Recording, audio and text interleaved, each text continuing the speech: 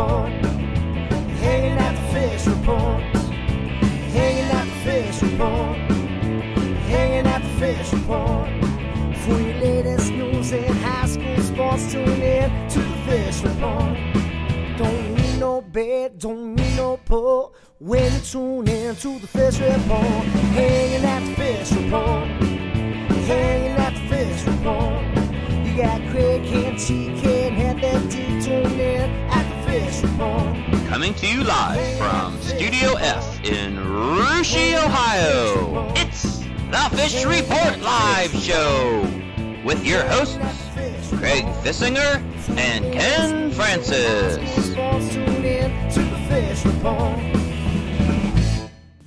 And good morning, everyone. Welcome to another Fish Report Live. Thanks for waking up with us. I'm Craig Fissinger. That is Ken Francis. We're your host.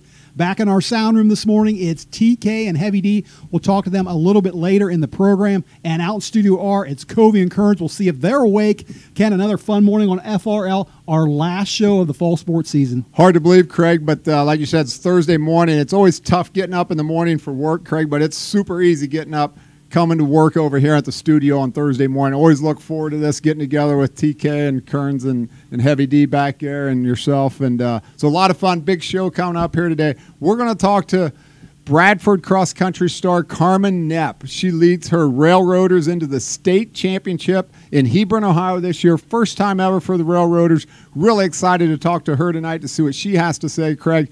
And we're going with a double interview tonight on our season finale. Really looking forward to going up north, Craig. Redskin country, Spencer Wells. He's done a phenomenal job with the Redskins this year. He's got them sitting at 9-1, number one seed in the Region 28, Craig. Conference champion in the CCC, and he's brought to the Redskins a new offense, a new defense, and for him to do all this in his first year, simply amazing, Craig. He's got a lot of athletes, and he's a super fast team, and we're going to see what Spencer has to say about his team and what makes them go and the outlook for them in the postseason. We got a lot to cover here this morning. We're going to talk about all the sports that are still going on right now. TK is even going to break down a little bit of volleyball.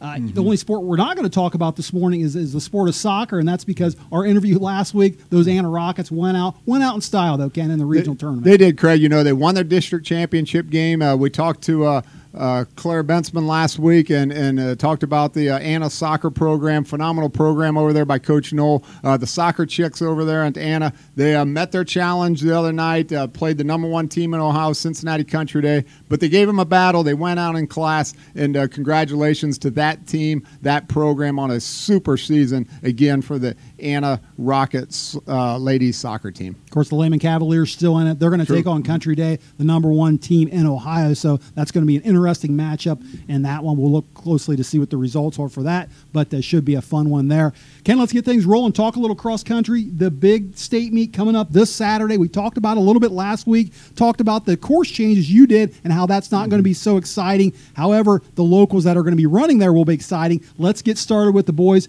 Who we were going to be watching this Saturday? Well, Craig, on the boys' side, we got two teams there from the region or from the area, and that's the Fort Loramie Redskins and the West Liberty Salem Tigers. Fort Loramie, a state championship just last year, 2 years ago. And, so they're ranked very high in the state again this year, Craig. In addition, a couple area individuals, and that's Tristan Freisteller from Houston. Really looking forward to see the senior there going out in style with a good race. But let's talk a little bit about the Fort Loramie Redskins boys' chances, Craig. They come in, they got two phenomenal runners in Ballas and Reithman. I look for those two guys probably to finish in the top 10 for sure overall, but from a point standing, they'll probably they could both be in the top 5 or 6. That's tough to beat when you start adding single digits like that. The Tigers come in ranked number 3, I think, in Ohio. Mount Gilead is ranked number 1 in Ohio. But don't count the Redskins out. Craig, I think they've got a shot.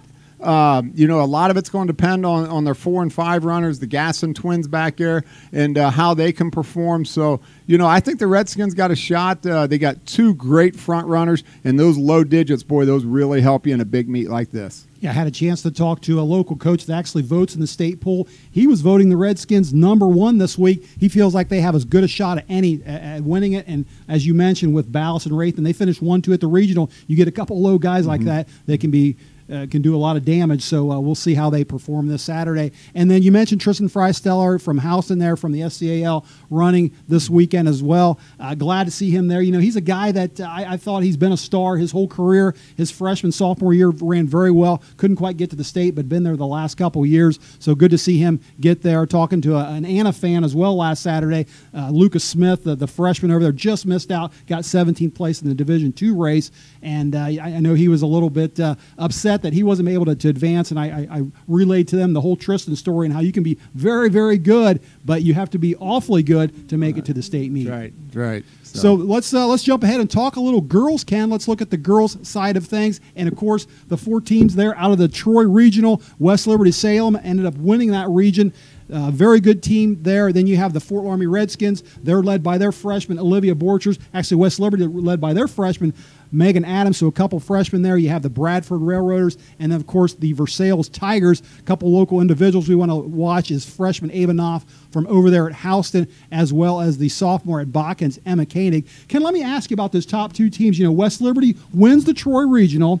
Very, very good team there, very young team. But then you've always got the Minster Wildcats. They run over there in the Northwest region. Of course, they won up there at Tiffin. Minster ranked #1 all season long. West Liberty, I think, is #2 right now. Does West Liberty have a chance to challenge the Wildcats? Well, Craig, I think they definitely have a chance. And, let's talk about West Liberty first. West Liberty's got a fantastic top 5, Craig. They're especially their top 2 are phenomenal. And they drop off. They've got about a 50-second gap between 2 and 3. And but then their 3, 4, and 5 are very close together again. So it's all about bunching them together like that. And the big thing with Coach Vogel and her Tigers are, Craig, she's got a great top 5. Take nothing away from their 6th and 7th runner, but they can ill afford to have a bad race from any of their top 5 runners. The Fort Loramie Redskins, on the other hand, I don't want to count them out either. They've got 7 great runners. They're really deep. I don't think they're good enough to challenge the Tigers or the Wildcats, either one. But Fort Loramie's got a very good team as well. Let's look at the Minster Wildcats, Craig. When you want to talk about depth, they had 7 girls run. Their 7th girl ran a 20:01, so almost 7 girls in sub-20. They really pack it together, and they've got 6 girls. They're led, of course, by Emma Watke running in the mid-18s. They drop off about 50 seconds, and then they just pack them together, and they come in a slew. So it's the Wildcats of Minster are going to be really, really tough to beat because of their depth.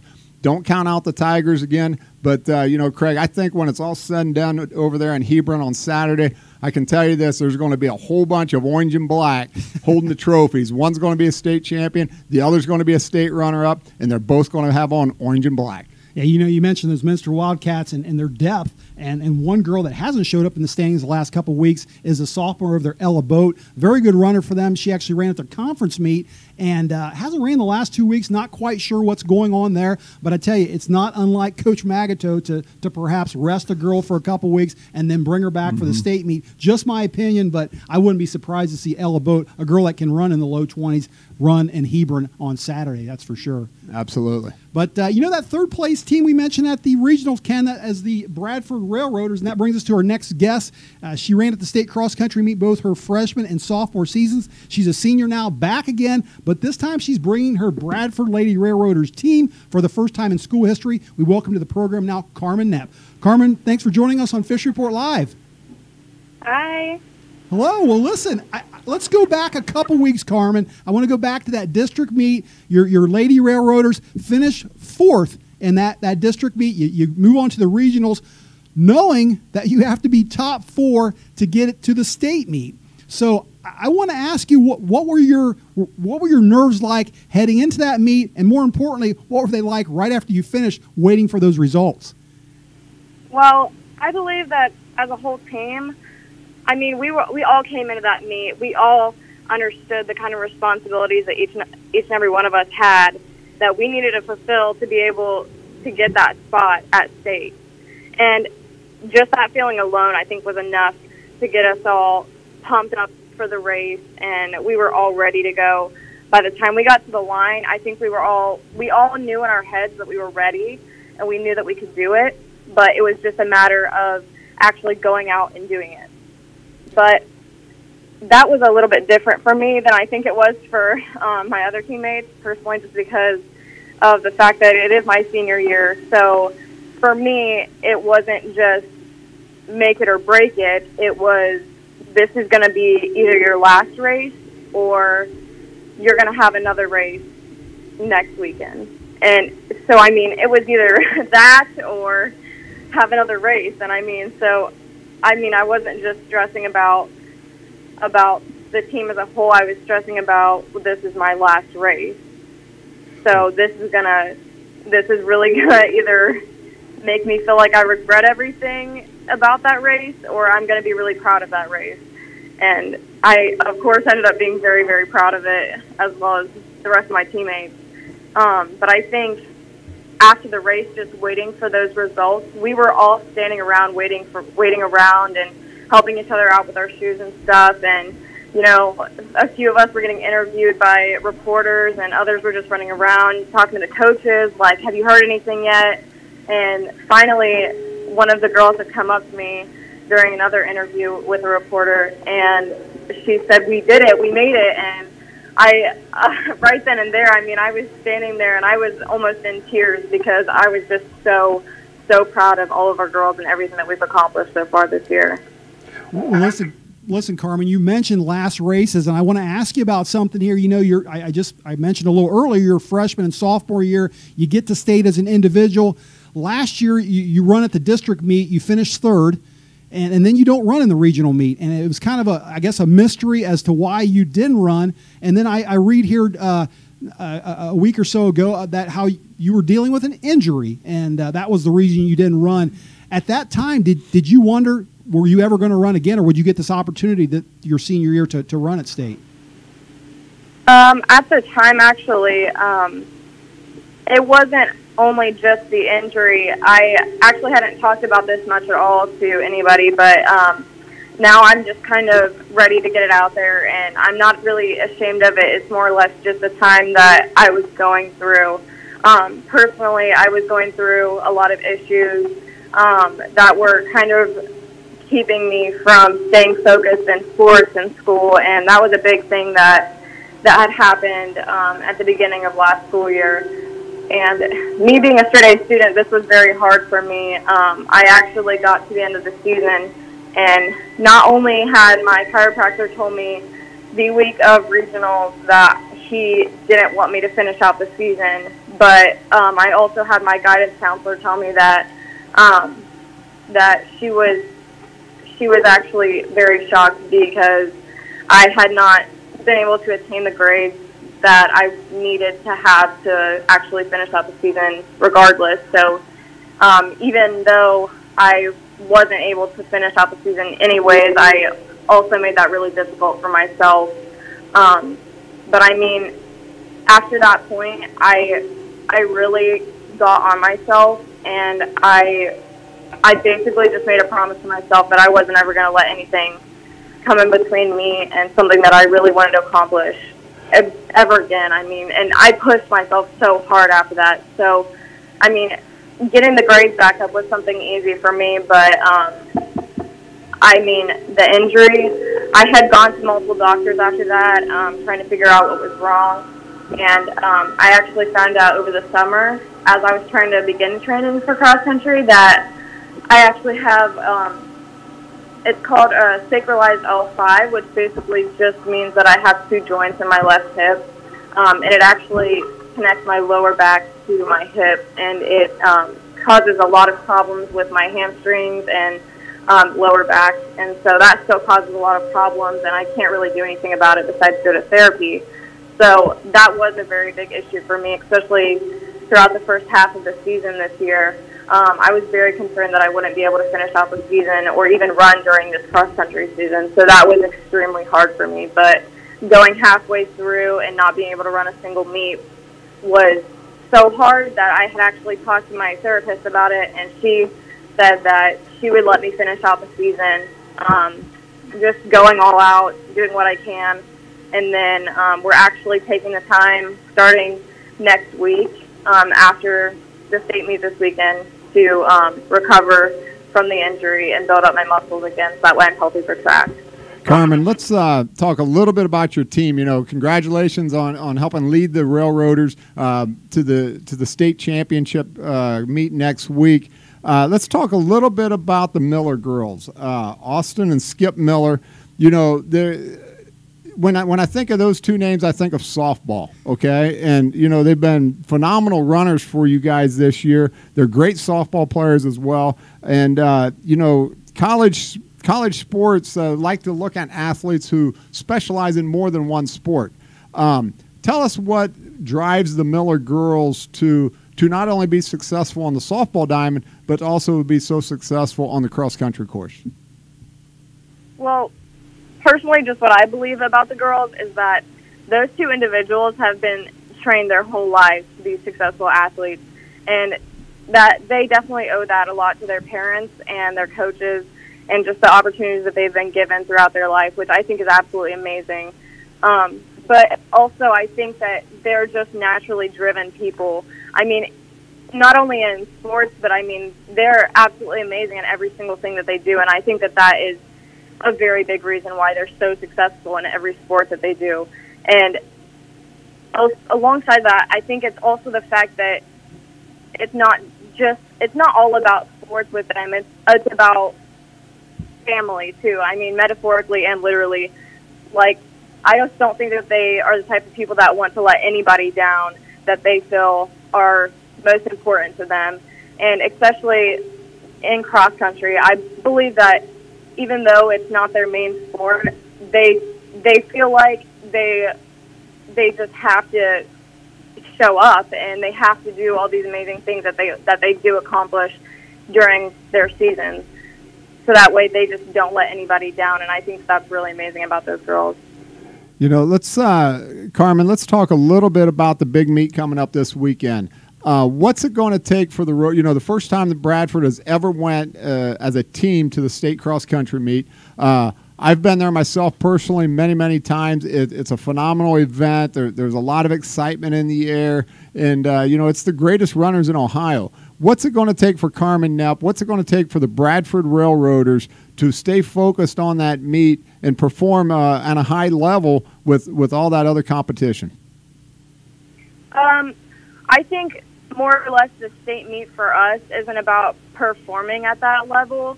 It's about performing individually and accomplishing what goals that we have set personally for ourselves, time-wise. And I think that a few of us have a little bit of a goal for places as well, but I think most of us are just basically focusing on their times and just getting a good PR for the end of the season.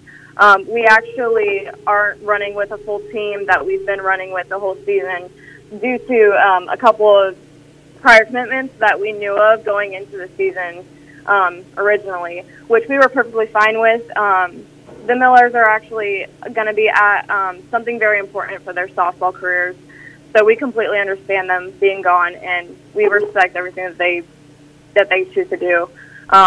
We're actually really thankful for them just sticking through with us for the whole season, and helping us get where we are. I mean, we couldn't have done it without them. They led most of our team this whole year, and so them being there was a big help. And so, of course, this weekend we completely respect their choices and what we know that they have to do. So we actually won't be performing as best as we could, but each of us individually have goals, and that's what we're going out for. All right, Karmen, listen, hey, one more question before we let you go, but I want to let you know, what an honor it's been to watch you run for these last 6 years. I actually have a senior daughter myself that's been on the cross-country course many times with you, and I've got the opportunity to see you perform. And like I said, just had a fabulous career. And I know it's not over for you yet. You'll actually be on the track this spring. But, when it all finishes up after the spring is over and you graduate from Bradford High School, what's next for Karmen Knepp? I actually just got accepted into the University of Akron, and I plan to major in nursing and also take ROTC classes, so that way I can become an officer in the Air Force whenever I graduate from college. I plan on going into a nursing field in the Air Force as well. But originally I had wanted to run cross country and track in college, but just because of the injuries, I had decided that it was best for me to just strengthen and train as I can, and try and take a little less physical strain off my body. So, this was the next best thing for me, and I believe that it's what's right. Well, listen, Karmen, that's great stuff. And proud to hear of what your future brings for you, and how the plans that you have there in college, and also the military. So, best of luck to you in the future. Short term, best of luck to you in the Bradford Railroaders coming this Saturday and Hebron Raceway. And like Craig said, on behalf of all of us here on Fish Report, it's been a pleasure watching you run for many, many years, and we appreciate you being on our show tonight. Of course. Thank you very much. Thanks, Karmen. Thanks, Karmen. Bye. All right, that was Bradford Railroaders senior Karmen Knepp, and again, a pleasure watching her run, like you said, for these many years. The last 6 years, I know I've got to see her on the cross country course. Great runner. And kind of breaking news there on the Miller sisters. Wasn't aware that they're not running. Thoughts on that, Ken? Well, I think my initial thought I would have been, boy, that's. I'm not supportive of that. I'm not supportive of that, and I don't mean to be like the media here trying to sit the fence. All right, but I'm going to tell you, my initial thought was like, you're letting down the community, you're letting down the school system, you're letting down the fans, you're letting down the people that are sitting at the train stop on Sunday morning celebrating the championship or going to the state championship. But more importantly, you're letting down your teammates and your coaching staff of the girls that worked so hard to get this team to the state meet, and now you're not going to show up. But it sounds like they knew that in advance. But what Karmen said, they knew it in advance. They knew it before the season started, that if they get to the state meet, they will not be participating. So I guess I respect it. They held to it, and now they're going to the state meet. It's a great thing for the community of Bradford. It's a great thing for Karmen Knepp and her teammates. The Miller girls, unfortunately, won't be there. Yeah, I can understand your initial feelings on that, and she did explain it very well, and it sounds like she's okay with it, and hopefully the community and the fans are as well. If her teammates okay with it, then I guess Fish Report, Ken Francis is okay with it also. All right, good stuff there, Ken. All right, well let's take a little break here, but when we come back, we got plenty of more sports to talk about, football and a little volleyball, so stay tuned. We'll be back. We'll talk about some football, including that big interview with Fort Loramie coach Spencer Wells.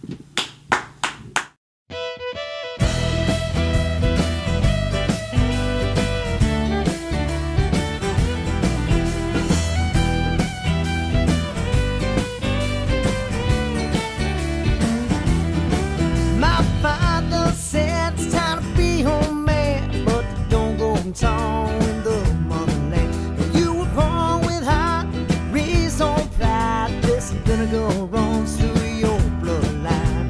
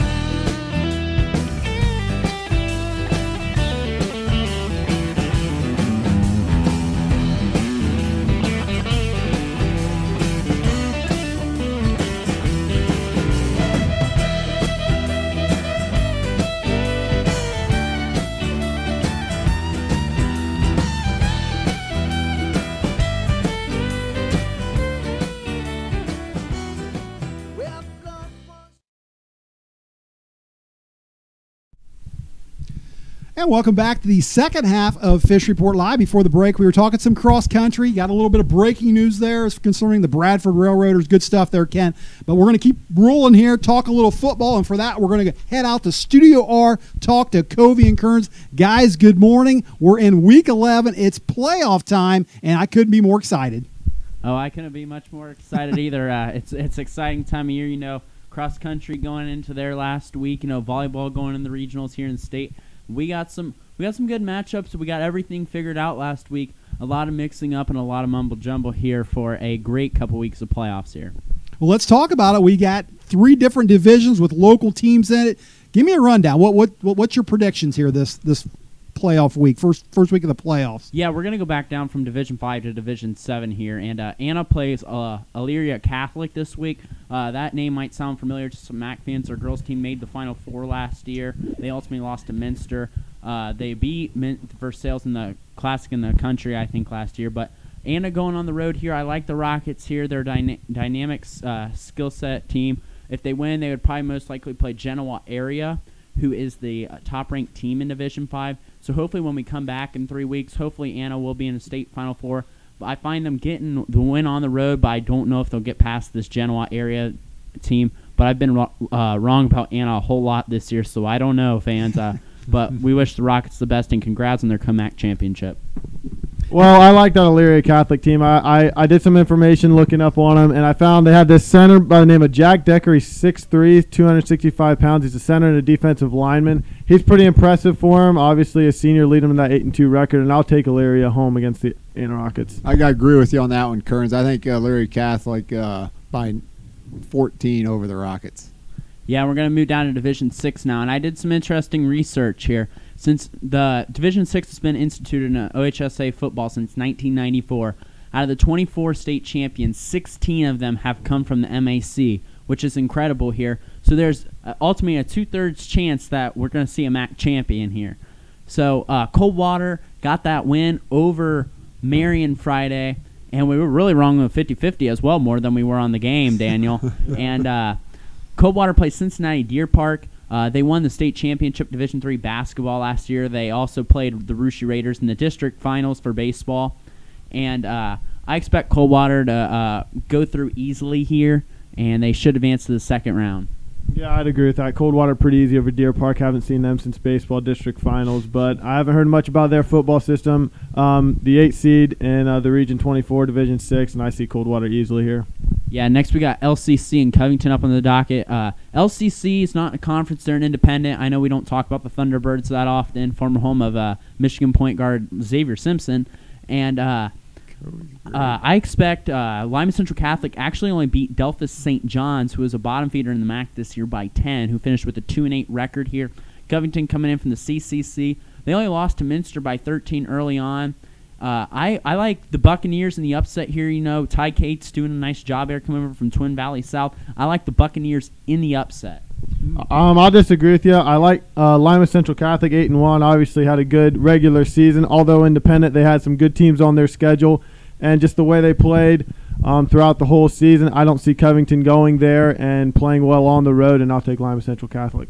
Next, we're going to Spencerville and Marion. And Daniel, Marion lost last week, but I ultimately think they won the battle here in seeding because they got the 3 seed. They'll avoid a potential second-round matchup with either St. Henry or Coldwater. I still think they're the favorites, and they don't have to play Coldwater or St. Henry next week. They're coming in playing a Spencerville Bearcat team, a Spencerville team whose only loss is to Crestview, who's the number 2 seed in Division 7.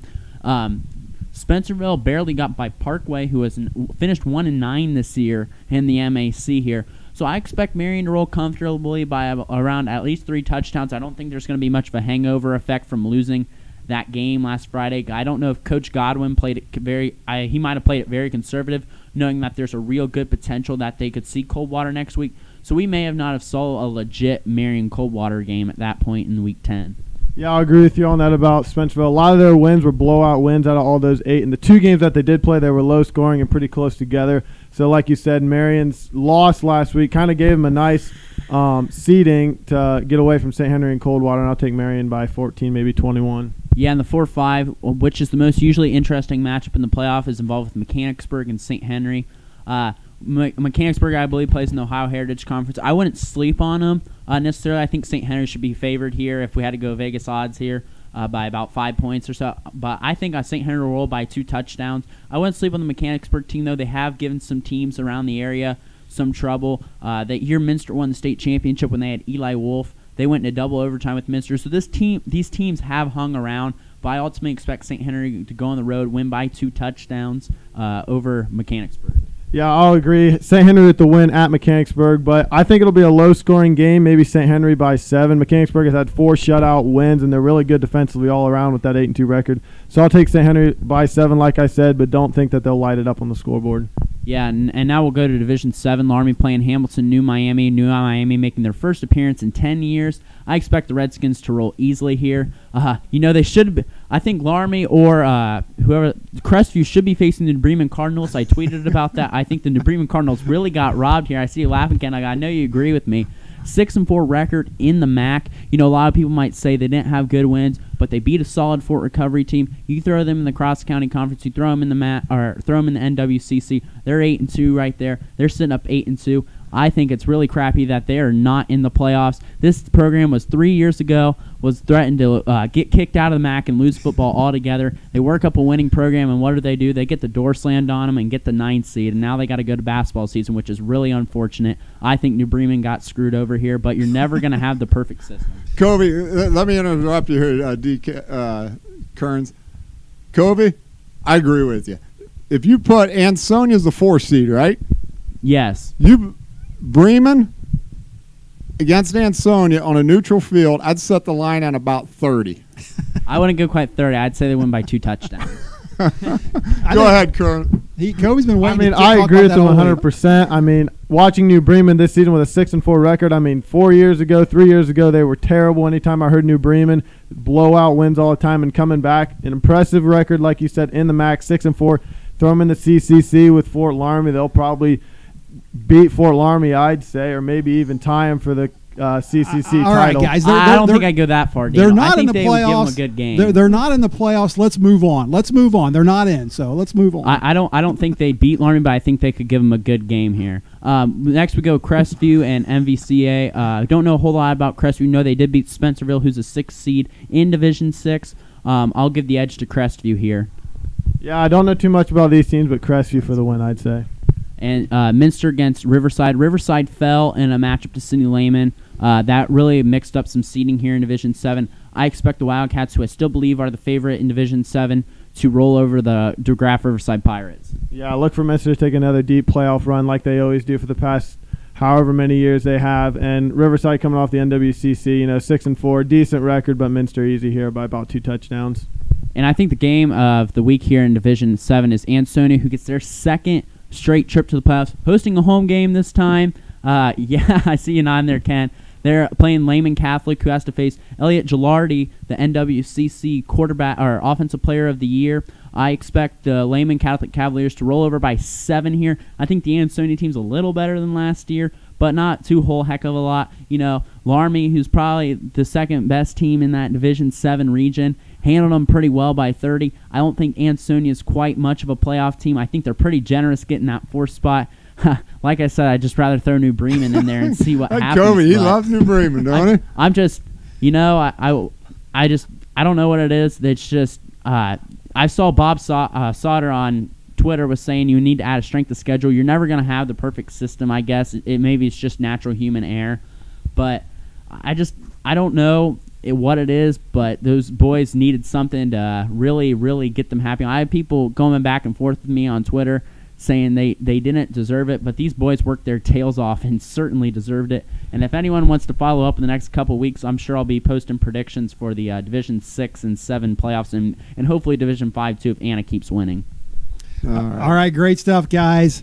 And Kobe's giving my Redskins a little bit of a hard time, and I guess that is appropriate because that brings us to our next guest. He's in his 1st year of coaching at Fort Loramie, and so far, Ken, it's been fantastic. Redskins finished the regular season with an overall record of 9-1, including 7-0 in the Cross County Conference to win that title outright. They're the number 1 seed in the Division 7 Region 28 playoffs, which means they get to host number 8 seed Hamilton, New Miami, not New Bremen as Kobe suggested, but this Saturday night at 7 o'clock. We welcome to the program now, Coach Spencer Wells. Coach, thanks for joining us this morning. Yeah, absolutely, Craig. Great to be with you. Listen, some of my coworkers here giving the Redskins a little bit of a hard time. Not so much the Redskins, but maybe your opponent. But I'll go there in a little bit. But first of all, I want to start by congratulating you on a great regular season. But Coach, I want to know how do you come from another community? You take over a program in your first year. You don't know the kids. You don't know the parents. You bring this new spread offense, this new 4-3 defense, whatever you call it. And then you finish the regular season 9-1. How does that happen? Well, I think there's a lot that goes into that. And, first thing, I've had so much support from the moment I've been hired from the administration, the community people that I've been able to meet. They really, my wife and I were talking just last week. It's crazy how quick we already feel like we're at home. Like it really does feel that way already. And so the support's been great. Obviously, we have great players. We have great kids. I walked into a really good situation in regards to our talent. And, as you mentioned, we installed a completely new offense and defense. The only way you can do that is with really great assistant coaches. And, I've got 8 awesome assistants. Brad Frilling is a first-year defensive coordinator, and he's done a great job with our defense. I feel like how much they've improved since our Week 1 game. It's just been fun to watch, and he's helped out on that side of the ball by Cody Albers, defensive back coach. Nick Meyer does a great job with the linebackers. Jim Fortman's a defensive line coach that does a nice job. And, offensively, I call the plays. I guess you'd say I'm the offensive coordinator. And on that side of the ball, Mike Magato and Jacob Sager, they help me out on the offensive line. Nick Turner's our running back coach, and Trey Bargy at wide receiver. So, I think that's really been a blessing for me as a first-year head coach to have. They've done a great job helping us get everything installed. All right, Coach, listen, on this show, we talk mostly MAC football here. We sprinkle in the CCC every once in a while. But, the critics here say, hey, the MAC, they play the tougher schedule. Well, your supporters point at your number 1 seed coming into this weekend and say, isn't that what it's all about? What's your thoughts on all this? Yeah, hey, I get it. I grew up, graduated from Delphos St. John's, and so, growing up in the MAC and being on that side of it, it's definitely a tough league, and, understandably how much respect that they get because they've earned it over the years. And I really think that's how we're approaching it right now is, we get that there's only one way to earn respect, and that's to go out and do our jobs and get it done. So our guys are excited. I think everybody, a part of the football program, is excited to take on that challenge. And as you mentioned, to be a number 1 seed and get a chance to start the playoff run at home is something that we feel really blessed about, and we're excited to get that rolling. Coach Wells, hi. This is Ken Francis. Good morning to you. Appreciate you getting up early in the morning for us. But, of course, for a football coach, you're probably watching film at 5 a.m. anyway, so it doesn't matter. Yeah, you got it, yeah. But let's talk a little bit about some individuals. But I want to start with one of your younger players, and that's a sophomore that runs your offense. And he's, I think you might have had some question going into the season who your quarterback was going to be, but Colin Moore settled in very nicely for you. Talk to us a little bit about Colin, what makes him so good in the air, on the ground, and why he's helped the Redskin offense mature so much throughout the season. Well, you know what, Ken, you mentioned it. When I came in, it was really a pretty fierce competition throughout the summer. We had Nate Ratterman, who's a senior, and Nick Brandewee, a junior, and Colin being a sophomore, that we were working at that quarterback spot and watching those guys compete. They all made each other better, and we felt going into the year that Colin had earned that position. And, he's a lot of fun to coach. He's a smart kid. And with our offense, we do, everything out of the no huddle. We signal everything in. We've got a lot of different formations and shifts and motions. And to be honest with you, we have not had to hold anything back. And that's a credit to Colin and how much he understands the game. He led our league. I'm not sure. I haven't seen the final stats, but he was leading the league in passing all year. He was one of our leading rushers, led us in rushing touchdowns. So he's really made a big impact on our offense. We're excited about his future. Let's talk a little bit about your seniors. I know you got a bunch of them, and you probably can't mention them all, but like any sport, seniors always lead the program, and you've got a great group of seniors. I've been familiar with these kids since about 3rd grade. I've got a senior in high school myself, and you're loaded with athletes. And tell us a little bit about your seniors. Well, as you mentioned, we've got 12 of them, and they all start, whether it be on offense or defense or special teams. They all start, and I think that says a lot about the type of kids that they are. And I'm going to do my best to mention them all. Carter Mesher has been a great wide receiver for us. He led the league in receiving. He's been our leading rusher. He's really kind of our utility guy that we try to get the ball to in space, and he's made a lot of explosive plays. So he's been a lot of fun. Weston Rittenhouse, he starts on our kickoff team, and that's a role that he's really taken on, and he's really made an impact for us there. And it's been fun to see him get better and better at that role throughout the season. We've got 3 of the seniors on the offensive line, and Logan Siegel, Colin Dietrich, and Grant Imwally. And those guys all year, you look at some stats at the end of the year, and one thing that I was probably the most proud of is we went all season without giving up a quarterback sack. And, you talked about the success that Collins had, and, what a great way to break in a sophomore quarterback by protecting him as well as our offensive line did. So, credit to those guys up front. At wide receiver, we got Mason Kemper and Ben Barhorst, who have both made a big impact, not only blocking really well on the perimeter, but in our passing game as well. Jake Ratterman starting at free safety, Nate Ratterman at DN, CJ Billing at the other DN. Those guys are 2 captains for us that have really led us extremely well. Devin Warman's done a great job at outside linebacker. And Carson Moore, another one of our captains, he starts on defense at corner. So, all of those guys have made a really big impact on our team and have really led us throughout the season. Coach, no sacks all year. Wow, that's an impressive stat. That's an impressive stat. I'll remember that one. Hey, let's talk a little. Go ahead. No, that's I asked one of the guy I coached with at Walpock, Mike Bull, who's coached for 20-some years and was an offensive line coach for a lot of those years. I asked if he's ever been a part of that, and he said 1 year in the 23 years he was able to have an offensive line not give up a sack. So it's definitely a special thing for our guys up front. Well, I think after the season's over, quarterback Colin Moore needs to take that offensive line to Owls for some wings. And I'm with you. All right. So, hey, let's talk a little bit about Saturday night's game. You take on New Miami. The Vikings have not been in the postseason for 10 years.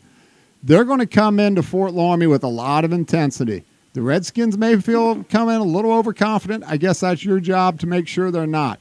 What's it going to take to match the intensity the Vikings are going to come into Fort Loramie with on Saturday night?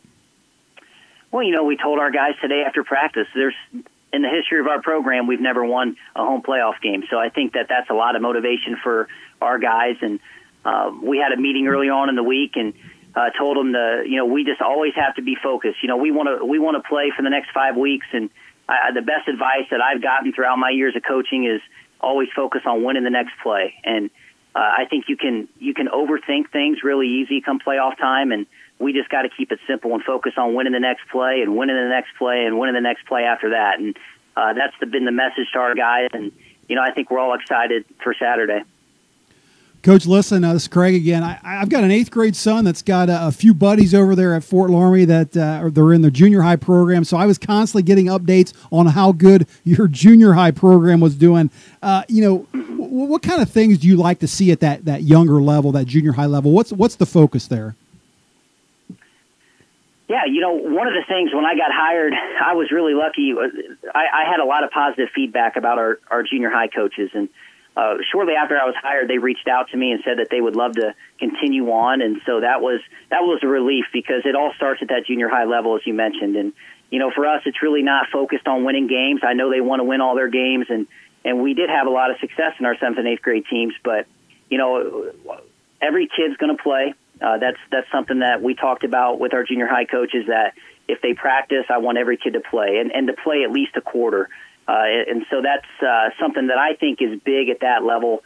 And I tell the story when I was in junior high at Delva St. John's. In my 7th and 8th grade years, we won one ball game. We beat Fort Recovery back when they weren't near as strong as what they are today. And, our senior years, we won a state championship. So it was, to me, winning's not important. It's just keeping the guys together, keeping your numbers up. We've got 22 seventh graders, 16 eighth graders, and we're hoping to keep every one of them in the program. So I think having good numbers, making it fun for the kids, and our junior high coaches all do a great job with that.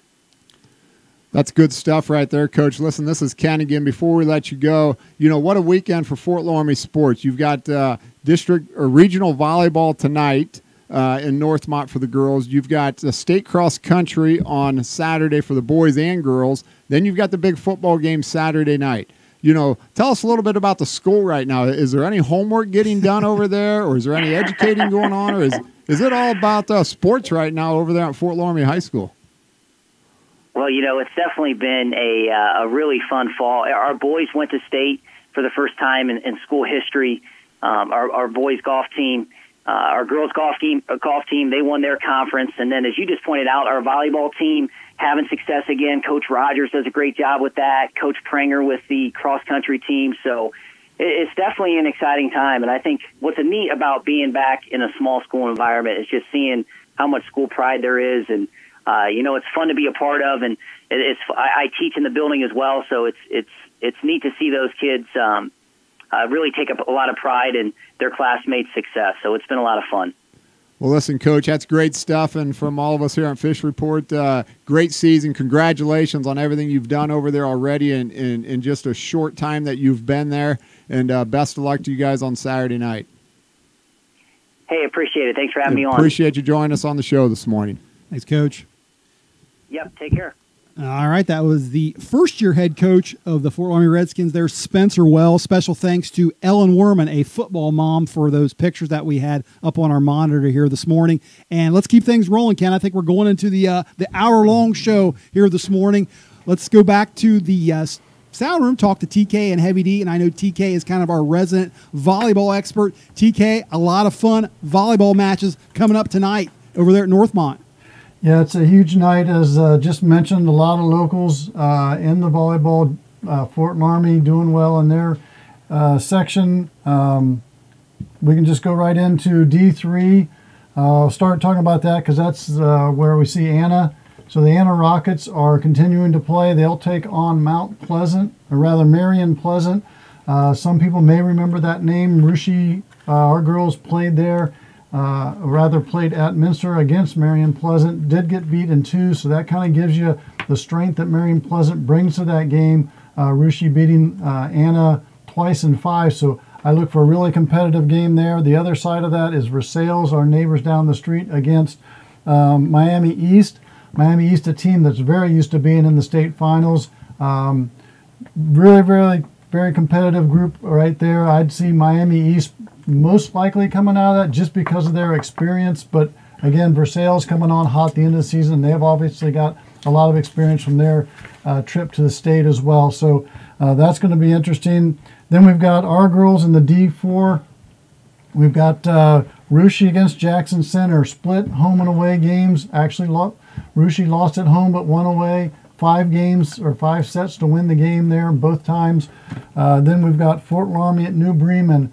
If you look at all those, Bremen has to get the nod probably because they've got the best record against the other 3, but I wouldn't put any money on any one of them. It's just going to be who comes to the game fired up and comes out hot, quick. I think that's going to be the key to tonight's games and both of those matches. So if you want to see some good volleyball, head out to either one of those, the D3 or the D4. It's going to be a lot of fun tonight. I'm hoping to see as much as I can down there at Northmont. The Raiders, and hopefully get a little bit of the Loramie and New Bremen in as well. So should be a lot of fun there. Arguably, that region's been the toughest region in Ohio for years and years and years. So it's almost like seeing the state tournament there down at the regional. Yeah, it is, Craig. And, what a great Division IV regional there. You got all 4 schools there separated probably by you can get from one school to the next in 15 minutes. And it's just phenomenal atmosphere it's going to be at Northmont High School tonight. Well, TK, do you have time for an SCAL Athlete of the Week? You still doing that? Yes, I am still doing that. I have a little bit of time. Maybe it wasn't the biggest game of the week, but it was a pivotal game. On Saturday, Anna went to Delphos St. John's, won there, and clinched a co-championship of the MAC, led by Riley Hulskamp. He's been really the force all year long in that backfield, as well as having a lot of tackles on the defensive side. He just had 4 touchdowns. One of them was a 60-yard pass reception, 169 yards with 23 carries. Just a force there for the Rockets. Again, anchored that offense, and I got to give him the MVP for this week, and really the whole thing he's done for Anna all year long, and congratulations again to them for that MAC championship. Great stuff there, TK. Yeah, good call on that one, TK. And Heavy D, I understand we need to congratulate our guys out there in Studio R. Been doing a good job of with their picks, their football picks. I know we didn't say anything when they were on air a little earlier, but they've been pretty accurate with their picks, haven't they? Yeah, let's take a look here. Covey and Kearns, keeping track of them back here in the sound room, and they went. What'd they go, TK? I believe it was 19-4. 19-4, so not too bad for the guys out in Studio R. Flash their results there. That's why they make the big bucks. That's why they make the big bucks. And I'm not sure if Covey's dating a girl from New Bremen or what we got going on there, but we'll leave that up for another night.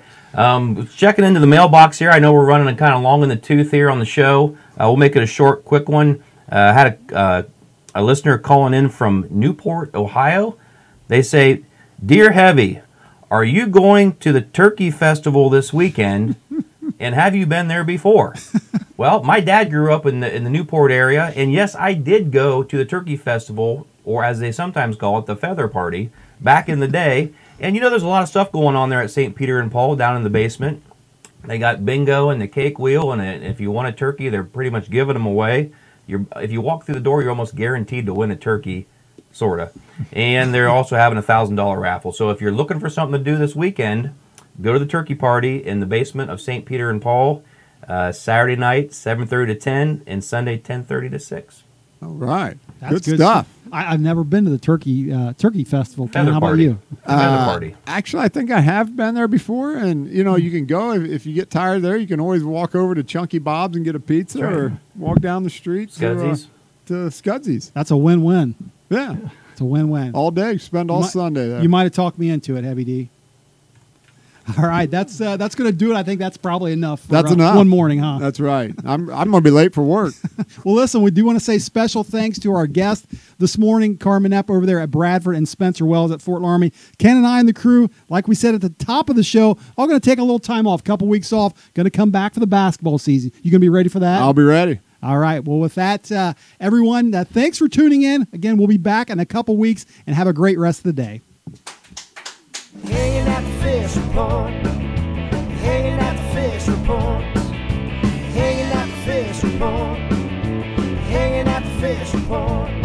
For your latest news in high school sports, tune in to the fish report. Don't need no bed, don't need no pull. When you tune in to the fish report, hanging